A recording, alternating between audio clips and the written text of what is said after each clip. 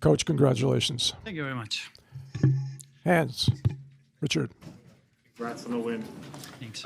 We often talk about the joy that Carlos brings to the court and the smiling and so forth. And I just wondered if you could talk about when you first saw that in him and how does that help him on the court? Oh, this comes from the beginning. When I maybe saw him for the first time with, I think he was 12, 13 years old. You could see the smile all the time on the face, except when he gets angry on the court.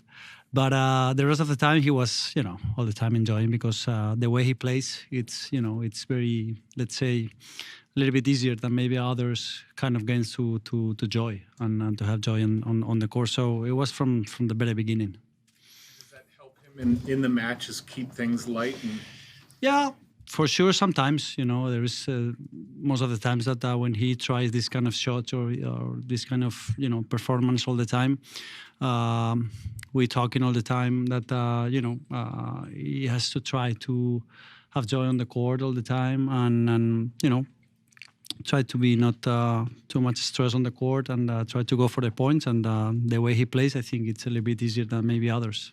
Okay, just a reminder, no shooting from the seats. David. Juan Carlos, after the Wimbledon final in the weeks that followed, was there anything that you wanted Carlos to do differently for the next time that he played against Yannick? Yeah, I mean, we watched a little bit the matches, Roland Garros and Wimbledon, and we try to see the little things that we can improve to play in the forwards matches against Yannick. And I think it was very important because we maybe practice for 15 days, like very focused on the details that we have to improve to play against Yannick. And we know that in this kind of surface on hard courts, Yannick is always very, very difficult to play and winning a lot of matches. So yeah, I think it helps a lot because he realized what he has to improve a lot, and I was very focused on it. Can you tell us any details? Cannot. I cannot. If for sure, Simone will hear about it. Matt. Well done, Juan Carlos. Carlos said the other day that he was getting more mature, and I'm curious what you have seen recently from him in training, in the practice court, and how he lives, how he goes about his business, that would give you the same impression, or maybe you haven't seen anything and he's the same.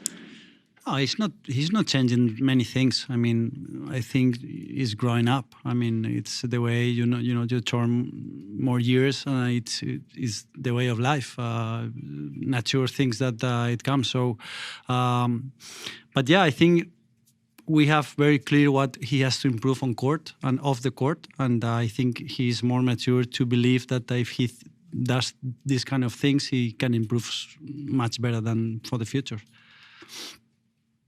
Tamani. Hey, Juan Carlos, congrats. Carlos' serve improvements have been a big part of his great form this year, I think. So I'm curious what it's been like from your perspective, helping him to improve that shot from when he changed his service motion in the off season until now. Yeah, this change it comes from Australian Open. I think we in past December we decided to change a little bit his movement of the serve. And we knew that we need some time to get working on court. So I think in this moment is maybe the moment that he has more improvement in his serve, and that he's been very useful on the court in an important moment. He's using it a lot during all Cincinnati and also during all the U.S. Open. I think the serve is one of the keys to win the tournaments for sure. Eleanor. Juan Carlos, Novak was in here saying he's kind of rooting for the third challenger to come through, having been in that position. I'm sure you're really happy with the way things are at the moment, but I just wonder, for men's tennis, do you think it needs somebody else to sort of insert themselves into this rivalry? Is there a danger that Yannick and Carlos could maybe play each other too much? I don't know, and I mean it's tough to say it. I think if we have more players fighting for the big titles for the people, I think it's gonna be more even entertainment. For us, it's gonna be worse because we have to mix the tournaments. But yeah, it's always welcome. You know, all the players that arrive and play at high level, and I think people it will. I think people learn from this kind of matches. They know where the level is and where they have to go. So for sure, they're gonna try. Okay. Charlie. Congratulations, Juan Carlos. Related to that, when you were playing, you caught like the end of the Sampras-Agassi rivalry. You played through Federer-Nadal rivalry. How do you think Sinner and Alcaraz's dominance now kind of compares to them, especially kind of Federer-Nadal? It's difficult to say. I think with all the players that we have on tour. Seeing Roger, Rafa, Novak now is very easy to say, but maybe 20 years ago you would not say that this is going to happen like this. So it's very tough. If I have to tell you right now, it looks like this, but who knows in the future if someone is going to arrive and fight for a big title as well. Billy. How would you describe what you saw in Carlos's performance today and what you felt as you watched it? It's difficult to say. I think we prepare the match very good, watching some matches and see the specific details we have to play. And Carlos did it 100%.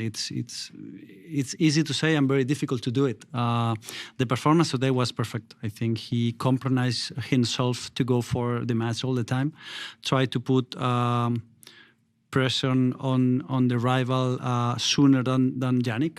And I think it's one of the keys. I think these guys hit the ball, both of them, very, very fast. And I think who hits first take the advantage on points. So, Carlos has maybe more variety on his game, and he can do more like slice, go to the net, and do more things than maybe Yannick. But I think it helps a lot to change a little bit the way of the games. But yeah, I will say that the match was perfect for Carlos and the performance was unbelievable. Okay. Last question before the champ comes in. Juan Carlos, can you give us an insight into what you did in the build-up to the match? It was delayed by half an hour. What time were you on site to try and avoid any traffic chaos, and how did you cope with the delay? We did not too much. I think we just wait. We move a little bit later the warm-up. We're supposed to start warming up 1:30, and at the end we move it to 2 o'clock because he had lunch before we know that the match has moved to 2:30, so we couldn't move the lunch time. But we don't do too much. Just wait and okay. Don't think too much. Thank you, everyone.